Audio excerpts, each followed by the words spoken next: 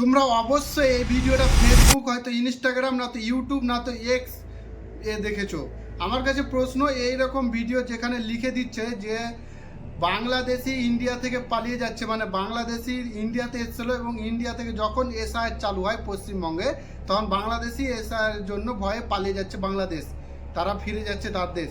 এখানে তোমার বলেছে, আমি 2-3টে অ্যাকাউন্ট দেখিয়ে দিচ্ছি তোমাকে, এবং কিছু তোমার নির্দিষ্ট এক্স অ্যাকাউন্ট এবং কিছু ফেসবুক পোস্ট দেখিয়ে দিচ্ছে যে এসআর স্টার্ট হয়েছে ওয়েস্ট বেঙ্গলে, তখন বাংলাদেশি পালিয়ে যাচ্ছে, মানে পুরো ওয়েস্ট বেঙ্গলের লোককে বাংলাদেশি বলে দিচ্ছে। এবং আমার কাছে প্রশ্ন, তারা উইথাউট মানে কোনো কিছু চেক না, কিসের প্রোগ্রাম কি এটা কখন এটা কোনো না, তারা ডাইরেক্ট বলে দিচ্ছে যে এসআর স্টার্ট হয়েছিল তাই বাংলাদেশিরা বাংলাদেশে পালিয়ে যাচ্ছে। কিন্তু তারপরেও থ্যাংক ইউ আমার ওয়েস্ট বেঙ্গল পুলিশ এবং থ্যাংক ইউ আল্ট নিউজকে, তারা এই ভিডিওটাকে একদম ফ্যাক্ট চেক করে এবং জানায় যে এই ভিডিওটা হলো তোমার নদিয়া জেলার পাকনতলা গ্রামের অবস্থিত মাথাভাঙ্গা নদীর পাশে একটি কালীর প্রতিমা বিসর্জন অনুষ্ঠান ছিল, সেখানকার এই ভিডিওটা।